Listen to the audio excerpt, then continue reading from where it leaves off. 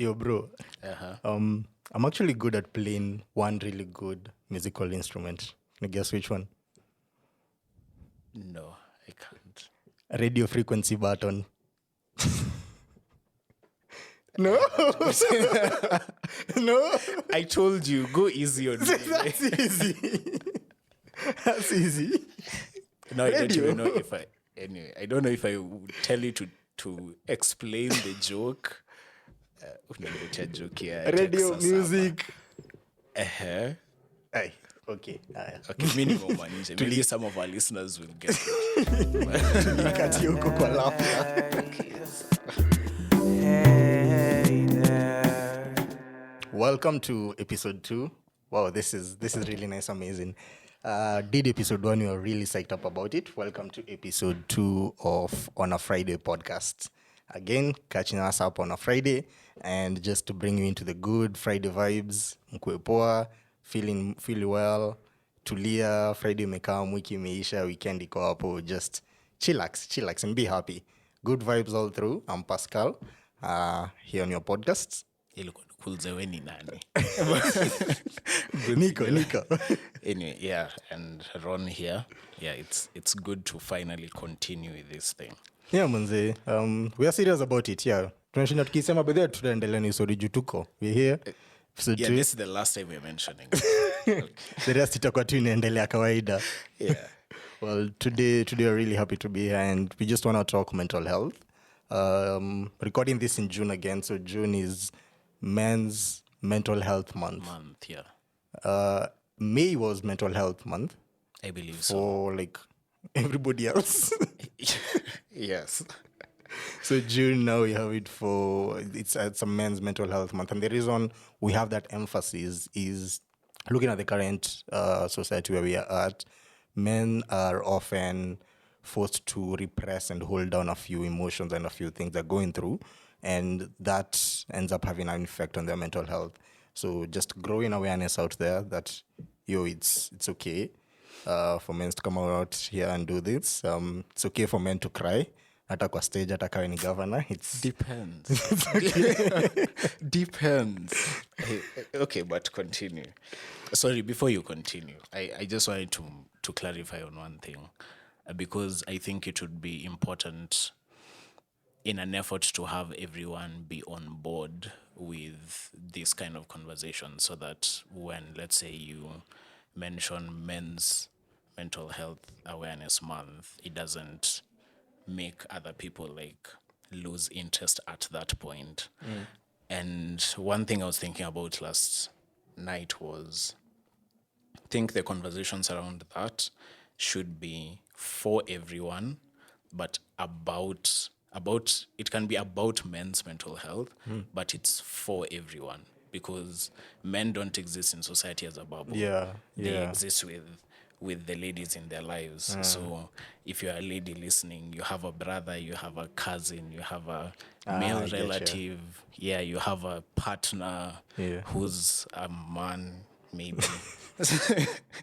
So yeah, it's about men, but it's a discussion for everyone. So why the emphasis on men, from your point of view? I honestly don't know. And Should we have a teens mental health August? What comes after June? July. I really don't know, because I was also trying to wrap my head around how the Men's Mental Health Month comes right after Mental Health Awareness Month. So yeah, I really don't. I mean, I don't think it's a bad thing, but I don't know. Some people might argue that it's good that men are finally given something. Atakasi holiday. But just that, Nini. But I think some people might actually need that time to actually voice out some of the things that men go through, and some things that they might actually need assistance in. And Rukibo would call that simping. It depends. Again, it depends. And actually have a very interesting question. Very, about that. he'd But I'll- stamp it as a simp very hard. yeah, unfortunately, I don't weak. listen to him much. I think apart from the snippets on Twitter. Yeah, hapo ndo yeah. tunazipatanga tu. Yes, ukiamka tu asubuhi ukiangalia Twitter uone Kibe ana trend, unajua kumewaka. Unajua someone alimletea notes jana usiku. There's some man simping somewhere. Yeah, but I think I was watching some video this week too. Trevor Noah.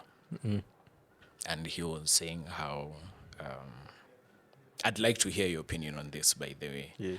Yeah, regardless of whether you may watch or not. And basically what he was saying was a lot of men, what they need is, there's a word he used that I've forgotten, but it's like affection. What they need is affection. But in this, he was saying in this society, in a lot of societies, they don't get that unless they're getting intimate with a partner. Yeah. I'm trying to be... Yeah. Yeah. So, and he mentioned how a lot of sex workers have even come out to say how a client picks them up, then wakifika kwa hao, this guy anawambia, imagine let's just talk. Like, like, ebu just tuonge. Or let's just cuddle. Like, kitu tu kaa hiyo. Like, I'm really not interested in anything sexual. Like, let's just sit down and talk. Which...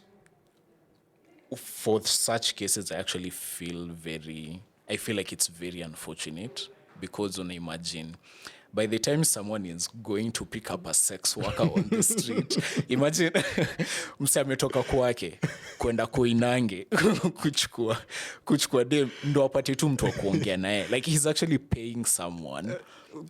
Maybe alikuwa na different intentions, alafu hapo ikabadilika. Maybe, I don't know. But by the time ufike kwa hao, realize the bigger urge you have is actually just someone to have mtu wa kusikiza. It's actually quite unfortunate. And ikanikumbusha another thing that one of some lecturer in campus a few years ago alikuwa na mention how, I think it was in Japan. Yeah, I think it was in Japan. Some of the highest paying jobs were people related. It's like they're professional cuddlers.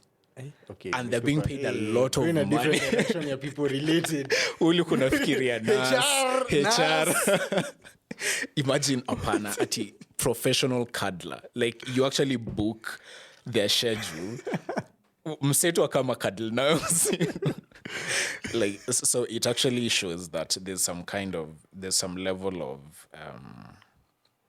should I call it detachment, or that lack of intimacy that a lot of people face, which, yeah, but I think leo tutaongea more along lines za Men's Mental Health Month. Yeah. So, yeah, I don't know what you About the cuddling. Okay, yes, that, but what Trevor Noah was saying in general, like at your point here, you actually go to pick up a... I agree, guys. Men are really not getting as much intimacy, non-sexually related, as perhaps they'd like. There's something, we've had this conversation before, and conversation about how male became the dominant, what do I call it, sex. Because way back then, even before agrarian revolutionism mavitu, all the ways to productivity were labor intensive. Yes, so you very needed physically someone, demanding. Yeah, you needed someone who can do that, physically demanding, and just generally, male sex has that. So that's how they became the ones who do the work and provide. So it has been about now looking at the current day and age, changing our mentality around that to understand females can also do that. because the kind of productivity and work we're looking at right now is not very labor or physically intensive. Definitely, yeah. And even the ones that are physically intensive, we have technical support and technological support that even a female can do it. Yeah. Even if someone who would otherwise not have the physical strength, regardless they of can whether still they're female or execute male, it. yeah, they can execute it. Yeah. Yeah. I So get you. still moving, yet we haven't moved the male mentality of where that was, because again, being the physical representation of strength for society and for our village, you also become the emotional strength of it. Men can't be seen to do some things which naturally you experience and you get, like, you don't choose not to experience sadness or sorrow or intensive sad emotions, but we haven't dropped that thought around it. So it's still, male have to be strong, male have to stand up and just be the ones to always be strong, and we always need that. Every family, I believe every family, every society needs someone to be strong, but that someone doesn't always have to be strong. There are times when you're weak, and it's okay as a society. Again, we're at a point where it's okay.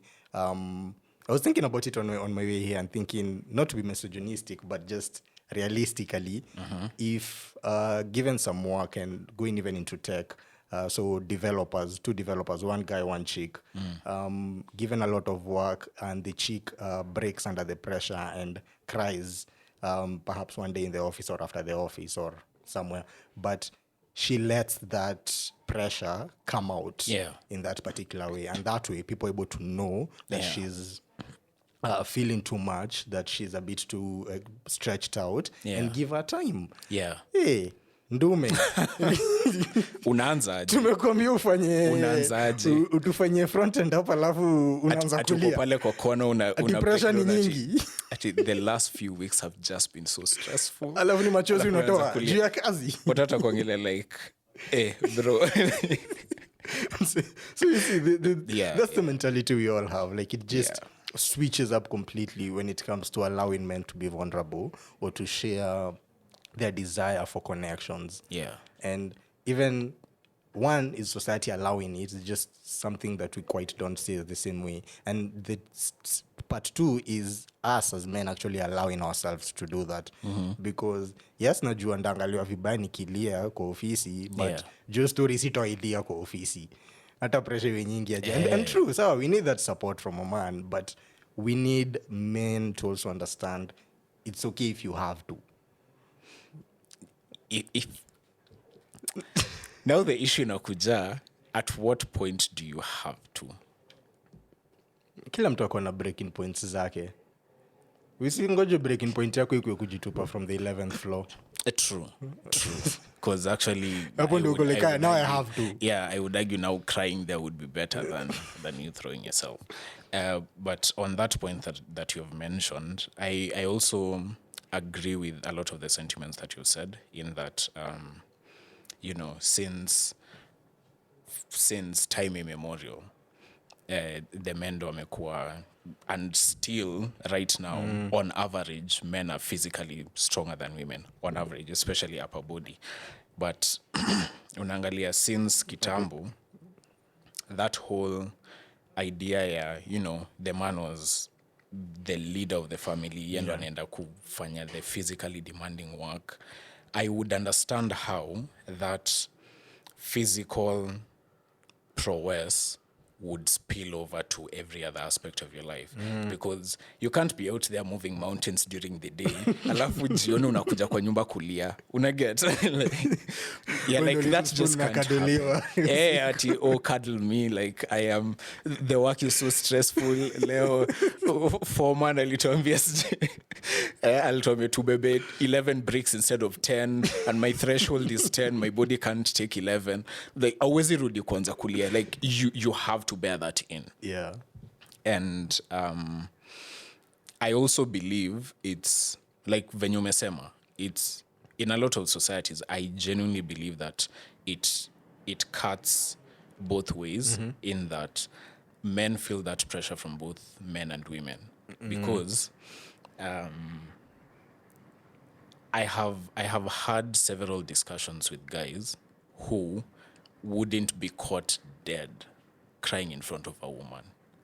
they would Wengi, so many. And when I actually hear about their reasons, it makes it incredibly hard for me to encourage them to say that it's okay for men to cry in public. Yeah. Like when someone tells you that they cried in front of their girlfriend, then from that time the girlfriend lost interest. How do you convince that person respect. how do you convince that person to cry in public? Because he has tried it in practice, see theory, in practice. And the results he has gotten is this Society shut him down. So that's actually a question I wanted to ask you. Would you encourage men to Cry in public. open up, but more specifically cry in front of their girlfriends or their wives? In your opinion, I'm not telling you to talk on behalf of all men, but in your opinion, In front of your wife, yes. uh-huh. Your wife is a whole different story. You need to you need to grow as an individual with her. So if you don't allow your wife to really be there and to really see you and to help you grow and heal and recover, who else? Like, uko hapo on your own. I'm So sure there's no men who one have else. tried that with their wives and True. it failed. So, They'll be on your neck after this, but continue. Hapo inakwanga basi a situation ya how you two are paired and matched, but sawa.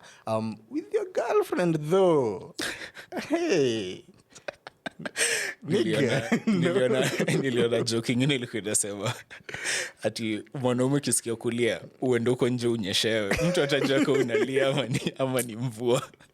Ulia ukinyeshewa urudika huko sawa. Huwezi enda tu kulia hapo ukionekana. Ama usikike bedhi ndo kunyeshewa na mali kuna thunderstorm pia. Mali rasha. Kuna zote. In front of your, with your girlfriend is tricky. It's tricky kwa sababu you're right. Several situations. I've also heard of several situations where the lady loses interest and respect because of that. Yeah. Because what she believes mentality pia ni, the mentality she has pia ni, you as a man need to be someone who's stable and there for me. Yeah. And able You're supposed to be the rock. Yes. Yeah. So how can the rock start crying and just Rocks don't cry. It's scientific. Rocks can't cry. So if you are crying, you're not the rock. So no, but it comes back to Don what I was saying. Like I like the fact that Nini, there's something you said. The reason why it's a whole last month, a whole month, and so many people putting out there and getting involved is not just about the male. It's because society also needs to change its mentality around it. So the girlfriends we get or we have or we continue to get should be able to accept it without sticking to their own mentality, and that's the definition of a man, which is a rock. Kuna wenye wanabaki na hiyo sawa. That's not saying men should be weak. I think bado that hiyo itatoka tu kwa akili haraka. Ati just because we can show emotions, like something changes and we're allowed to show emotions freely and openly, doesn't mean we'll stop being the rock. It doesn't go hand in hand to even when men stop being CEOs and females came up on top at the ladders huko juu, men didn't all just fall down ikaisha hivo. So it won't die off juu moja ingine imekuja. So I think we can find a way to get a society where people can open up, and I think it's started by our politicians crying in public. You kwa scam. There's no politician, in my opinion, in my view, hakuna politician yulia kwa nini whatever public podium they're in, and I'm there like, I actually feel sorry for you. I know it sounds harsh, but I'm very skeptical of politicians. Politicians specifically. Ukilia, najua, my first thought inakuanga, what angle are you trying to play here? Like, are you trying to get on the good side of just some group of people? So unfortunately, that's you kwa my first. Sort of votes. Yes. That's usually my first perception. But it does help, whether they do it for whatever reasons. It helps for people to see that. It helps for people to turn on their TV and actually see men being vulnerable. Because it opens up your idea that maybe I don't have to die with what niko nayo. And I think something major we've not mentioned since we started therapy. The importance of Ngoja, it. before therapy kabla tumalize hiyo story ya crying, I'll pose another question to you in relation to that before we skip that. Should we be encouraging men to cry? Like, is there a difference between showing vulnerability and crying? And should we be encouraging men to cry? What's so? Yes, there's a difference. Vulnerability and crying. You can be vulnerable in different ways. You don't have to shed a tear for that. But ndio tena tunabaki na hiyo mentality, shedding a tear is weakness. Okay, yes, what's so hard about crying? Like shida nini? No, I understand that, and I understand that's like an unintended consequence of what I'm saying or the question I'm posing. Like it now makes it look like crying is for the weak, but I'm also looking at it from the angle. Yeah, there are several men out there, quite a number, who they would rather deal with stress in some other way, but it's like what you're trying to force down their throat is for us to actually see that you're vulnerable, you have to cry. Uspolia to, I mean. Like uspolia, then you're still holding it in. True. Yeah, I get it. So that's where my question was coming from. I get that. Because So, now, yeah, then definitely no. You don't have to relate being vulnerable with crying. You can be vulnerable in your own way. Yeah. Kuna wenye unyamaza, kuna wenye Yes. like ghost social media. Others just keep to themselves all through. A lot of guys keep themselves all through. Yeah. But keeping to yourself just lets you continue whatever inakuwa itaendelea tu kustima huko ndani. Yeah, because in Si my ati crying helps. Just yet you finish crying, then your problems are still there. umemaliza. Haya, maliza kulia alafu kama. So si ati crying is any better. Yeah. Venye if you want to open up and just express your vulnerability that way, sawa, it's cool. Let's not judge you for that. Yeah, if you want to express it by okay. Akili yangu imego mbali sana, acha tuachie hapo. Usi Other different spiral. ways of expressing it. However you want to express it. Yeah, and personally, that's the route I would personally encourage. Yeah, you should be able to show your vulnerability in whatever way. So if it does happen to be crying, if crying is your thing, then by all means, wail here. And I pray to God that the people in your life will actually be understanding, because that's actually a real concern that a lot of men have, because maybe he's the crying type, but his girlfriend really doesn't care about that. Like his girlfriend once gangster points zinashuka, Sindio? akianza kulia gangster points zinashuka, and he won't, especially kama mpenda, he won't risk losing his girlfriend because of crying. Ataenda kulia huko kwa mvua, arudika ako sawa, hata onyesha. So that's the one nini. But in my view, from the feedback that I've actually gotten from guys who have tried it, I really wouldn't recommend, because it seems to me that Guys who've tried crying. yes, in front of especially their female partners, and because I wouldn't want to encourage them to do something that I've had more often than not, it has failed. I wouldn't want to encourage you to do that. But if you get a more supportive partner, like by all means, because kuna mademo should nasemanga, know. by the way, my boyfriend can cry in front of me. And weirdly speaking, which to some extent it's really not weird, because human beings, a lot of time we say things we don't mean. I wouldn't be surprised if some of those chicks, when yanasema hivyo, when the boyfriend actually cries, like once amona hiyo uso imejikunja hivyo na there's actual tears that's coming out, akwe like, I thought I could handle this, but I'm just not looking at him the same way.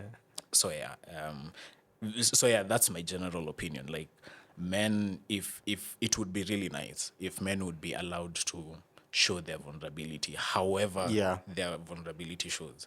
So personally, I don't encourage people to cry as a way ya kushow vulnerability. If vulnerability yako ni kwenda ku shut out from social media venye umesema, if that's how you're dealing with it, just do that. You don't have to cry for me to feel like, yeah, now he's vulnerable. Yeah, tunaweza katu na uniambie, hey bro, this week has been a tough one, and hii weekend itakuwa refu. And if I understand how you work and that is how you show your vulnerability, like I would understand that. I wouldn't be like, Pascal, it's okay to cry, you can let it out. What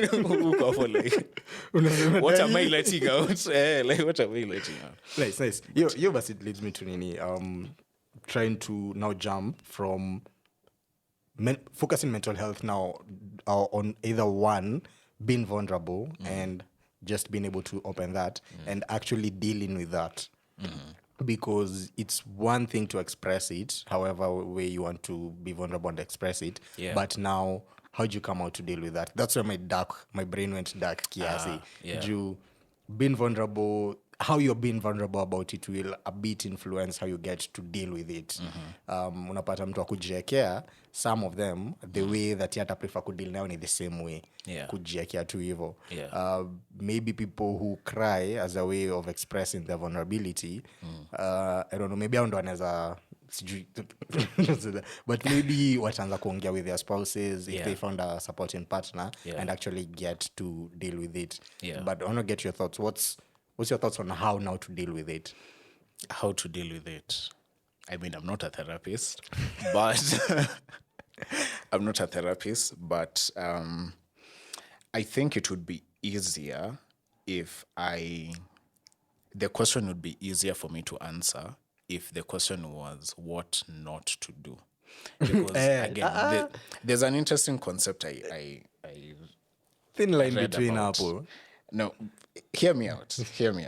So there's an interesting concept I learned a few years ago. And this particular person alikuwa anasema how a lot of times you might not know what the right thing to do is, but you might know what the wrong thing is. Okay. Yeah. Okay. So, like, right now tuko studio.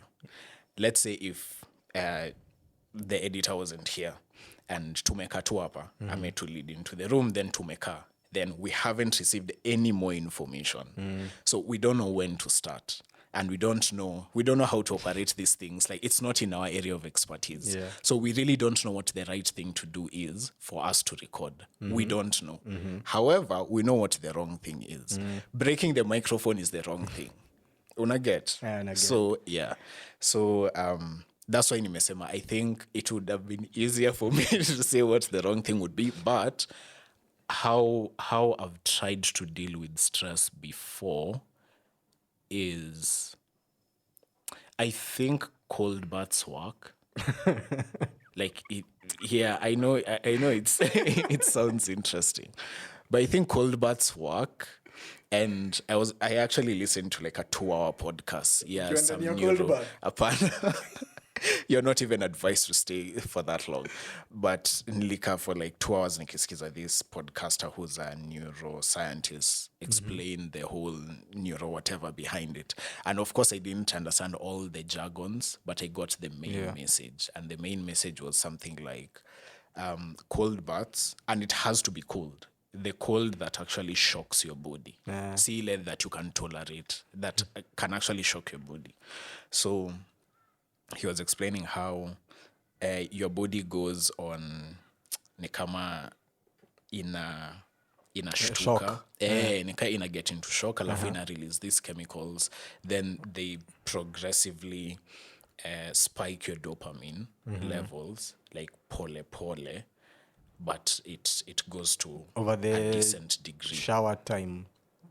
Hata after. Inaanza before, inaanza during the nini, during it, and afterwards.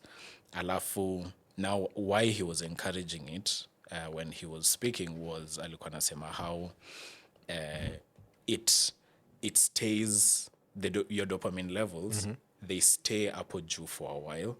Alafu after the drop, it's not instant. In a drop gradually, pole pole. Alafu I go too low below the baseline. So that's why he encouraged that. And why he was discouraging things like indulging in drugs was his logic was, or rather his idea was, not really his idea, because he really uses a lot of scientific literature to back what he's saying. So it's not particularly his opinion. just Entirely, it's historical. scientific, more like scientific whatever. So alikuwa nasema how you take a drug, it spikes your dopamine levels for like 3 hours. Then when it crashes so far below the baseline that you end up feeling worse than how you were feeling before. And now to spike that nini again, you have to take another hit. Alafu now the catch is, the more you indulge, the lower the spike ceiling is. Alafu Never hits the same way as it did the first time. una speak from experience. Mina summarize what you're saying from scientific to Unakani kama to local lingo. I have actually tried that. And anyway, so and he was saying how now the more you indulge in that particular drug, the spike is not as high. So the spike, it's like how your body gets used to something. So your body gets used to the drug. But now the irony is the crash is still really Lower. bad. The crash is still really bad. So for you to return the spike equate the same level as it was before, you have to complement it with something else. So you complement it with another drug, or you complement it with something else that would help your dopamine level spike. Na alikuwa anasema that's how a lot of people graduate to stronger narcotics, because now how the more mild one felt when they started, it really doesn't feel like that anymore. Now it just feels like SID, like it's like it umekula doesn't tu. hit the same It way. doesn't hit the same way. So so that's why personally, especially with my group of friends, I wouldn't really encourage that, because I actually care about you and I don't want to see you spiral to some extent. So not even to some extent, I wouldn't want to see you spiral, period. So it's something I wouldn't recommend to my friends and people I care about, because like learning about such things, that just makes you get concerned about such things. So So for me, that the thin line between the two was talking about being vulnerable.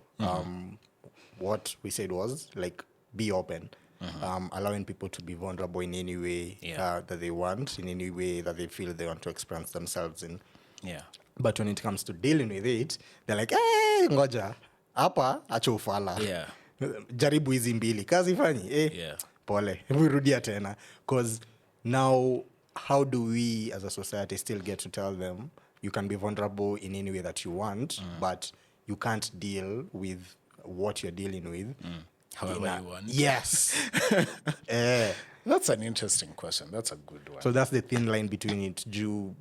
It's making us almost as two-faced as ule dem mwenye alikuwa anasema my boyfriend can cry in front of me, and then gangster boys zinashuka bado. Yeah, that makes sense. That's where I think now where I would loop in your point and you look uingilia about therapy. Like, I would really encourage men to try therapy. Like, I'll be very honest, I haven't tried therapy yet, but I would encourage, when someone gets to that point where they feel like things are just not working out, like, umseme jaribu, and kuna venye tu vitu hazi work. And if you actually don't know what to do, there's a reason why it's a whole profession. Like, people take decades to study these things. So I would encourage them, but also with caution, because I've also had people complain about how their therapy experience was bad. It's based on a human, and as much as the human is a professional and has studied it over some time, bado they are still a slave of their own experiences. Yes. So utaenda umwambie I'm stressed out kwa sababu manzi yangu alienda kukunywa jana. Mwambie hiyo tu alirudi saa ngapi? Saa 3. Guy, no nateta. Saa 3 ni mapema. So they get to deal with or offer their advice based on their own experiences as well. Yes. So it's kuna watu fikiria, so how does that help? I've had some people complain that on that point of yours, I've had some people complain that walienda therapy, then anasema how, let's say it's a married woman. Alafu ameenda amecomplain how the husband is irresponsible and he just spends all his money drinking and he's sleeping with the secretary and like she's really going through it.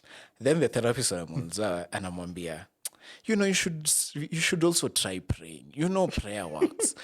And this person is not religious. Unaget? So and I feel like I don't think as a therapist you should be telling me that. Like, if I was to go to a pastor, I would understand. Because pastor now, the whole... That's their field. That's their field. Yeah. But a therapist, dhanika, unafaa kuja uanze kuniambia, God saves. Like, no, this is not where we bring God. We don't do that here. So kuna watu wamepata bad experiences with with therapists, and I've seen some people suggest that people should try different therapists before they settle on one. And just the way different nini. So toke tuko moja ukwe vulnerable uende kwa mwingine ukwe vulnerable. To skip. Unaenda tu kufungulia roho kila Next. Unaenda tu next. But now unfortunately, for a lot of people, therapy is not even that affordable to them for them to do that. Yes. Because unaambia mse atry 4-5, unamtumia numbers 6. Alafu on those 6 numbers, one session. average, let's just say average ni like 3K an hour. Umse atatwa 3K mara ngapi before I get to settle. Unaget? So anafikiria, no, this is a very expensive way of dealing with my issues. This is very expensive. And konyagini, how much tena? Way less. It can't be 3,000. Like an eighth of all that. Exactly. So anamwa, you know what? Yes, this might not be the most healthy way of dealing with it, but this is what I can afford right now. Yeah. And according to venye anaona at that point, it's not, you had mentioned about knowing what to do and what not to do. It's not a not to do. Again, it's drinking, it's legal, liko hapo. It just costs 1,000 versus the therapy, however much that's gonna cost. So ataiona as maybe I shouldn't do this. Even if he's not clear on what to do to deal with whatever he's going through, he won't think drinking is a not to do. Maybe atafikiria what not to do is me killing myself. At least that's what not to do. Right at that point, anafikiria maybe that's what I shouldn't do. But alcohol is something I can actually do as I try to figure out what to do. That means that view changes. If you move now from an initial point where you thought drinking is a not to do, and then you didn't find a productive way of dealing with your issues until drinking moved from not to do to do. And then the not to do was, I'll not kill myself. But the issues are still there. The solution is not working. In a move from this side you're not to do to the side you're do. It starts becoming a more enticing option. Yes. Yeah. So you find after a while that's the best option that you're looking at. And what not to do becomes not to live. Yes. That seems as the solution for everything. It's just a spiraling big mess. And get it. Maybe that's why we need more focus on mental health, just so that people can find ways. If therapy helps, there are great advocates who agree that therapy helps.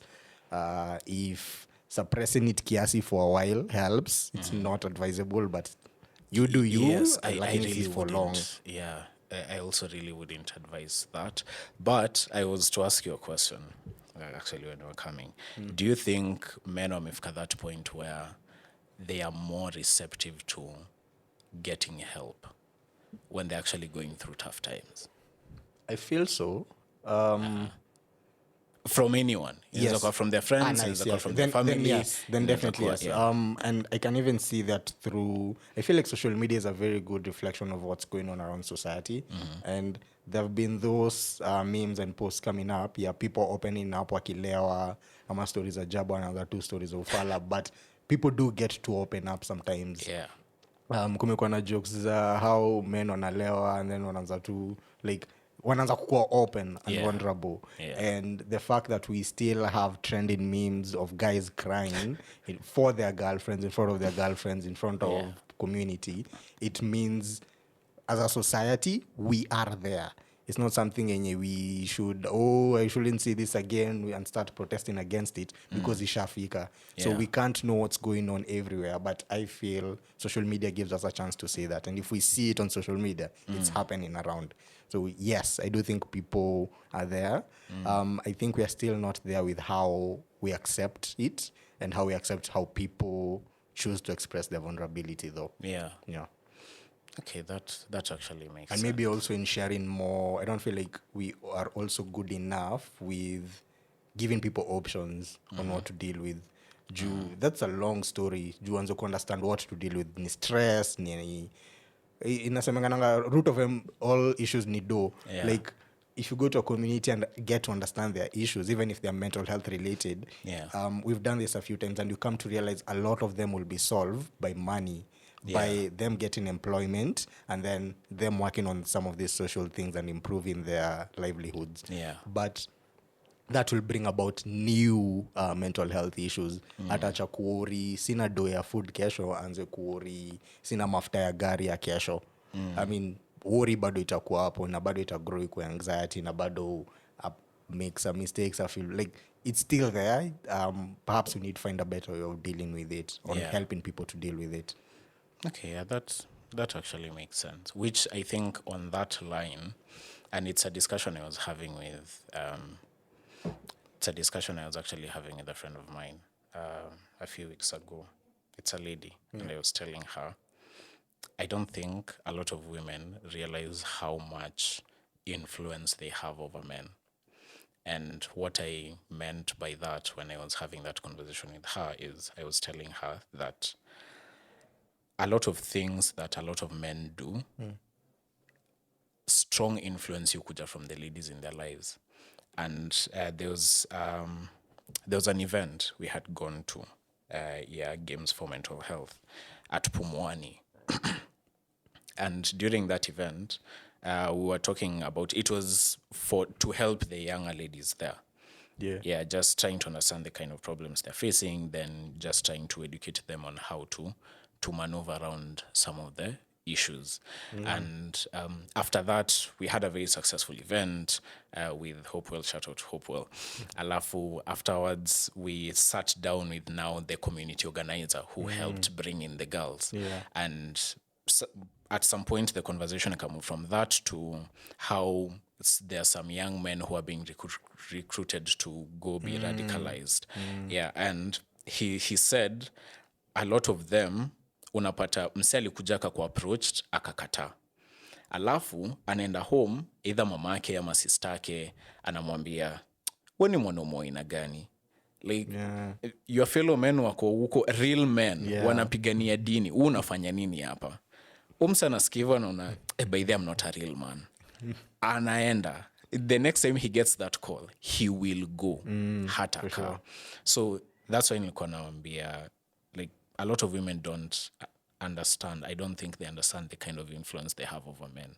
And a lot of things zenye, like I said, a lot of things that men do, ukiangalia one of the things that drove them to do that thing inakuanga some ladies in their lives. And so to that extent, I would like to urge the ladies who are listening to this episode, by the way, if a man that you actually care about, that's very specific. That's very specific. If a man that you actually care about comes and opens up to you, vitu kama ati,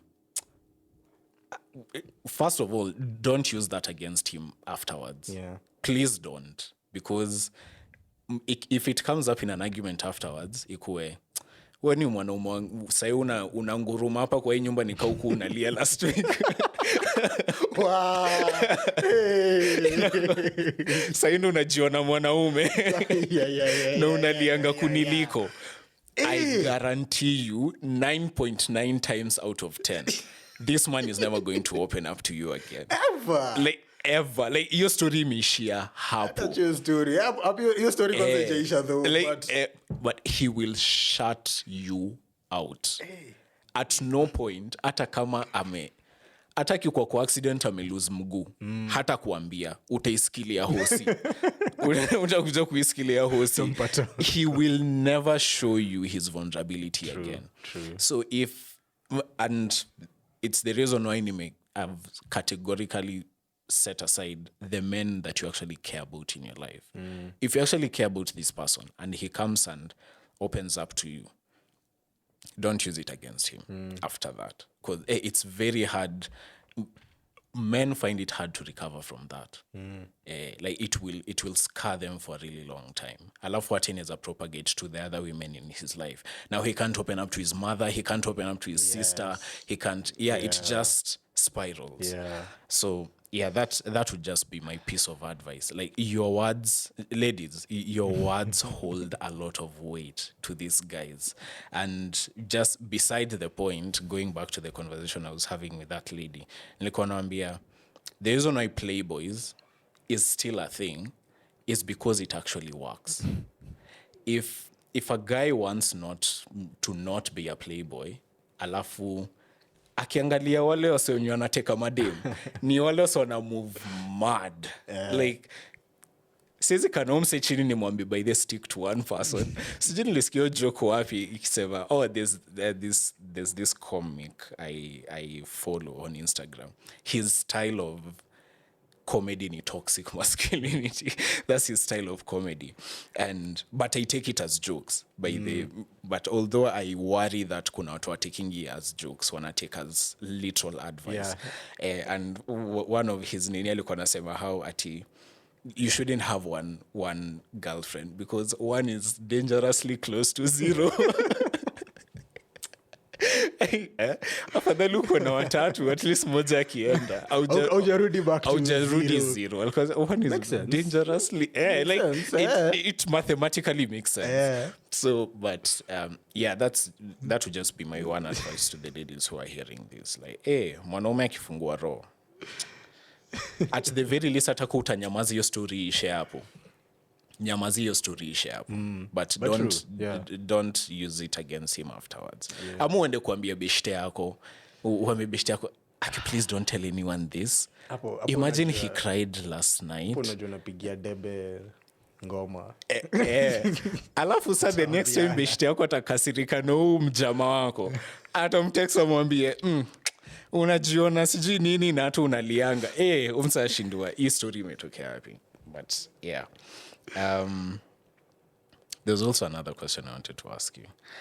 If you are going through a bad time, would you want your friend to call you out on your shit? Like, let's say you're going through a tough time and how you're coping with it is not particularly the most constructive.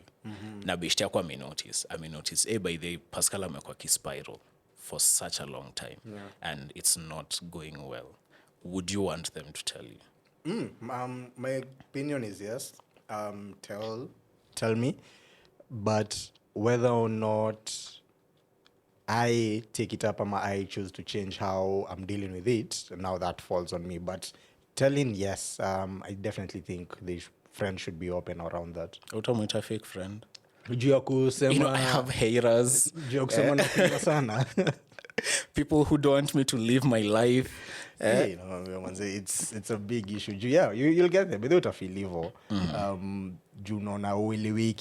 Like how I choose to deal with it is not very coming out. It's not resonating with the other person.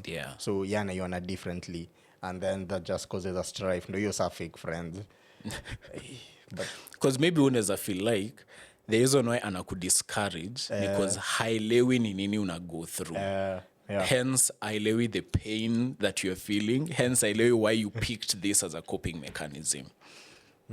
But mi ningesema, yeah, tell. And Definitely would tell. you tell them? Why does that seem like the more challenging question to you? Yes, And it is. Jew. I would have assumed that would have been the easier one. Congo, that's way harder. Uh-huh. Because how I think it is, you are an adult, you know what you're doing. So I respect you enough to respect your decisions. Salata kierere kwa life yako. Umenikumbusha tu meme fulani nimeona. I think ni leo asubuhi. I hope mse hajaitoa. But basically ilikuwa inasema ati when I was a child, I had my suspicions that adults were not smart. But now that I'm an adult, I can see. I can really see it. Like, naitafuta iko wapi. Oh, yes. It's interesting growing up and learning that most adults are not smart. I had my suspicions as a kid, but I didn't think the situation was this dire. I'm saying. We're actually just trying to True. I didn't think it was this bad. looking at people who are my age now as Yeah. a kid, they know they got their shit together. Mimi nilikuwa nafikiria ukifika 20, it's like something magical happens. Mi nilikuwa nafikiria ni 21 and then that magical happens. If una mature. Then nikafika 20 nikashindwa, where's the magic? Like, well, I got at you. what point is this thing supposed to Yeah. happen? These people looked like they had, and it's partly why we looked forward to being adults so much.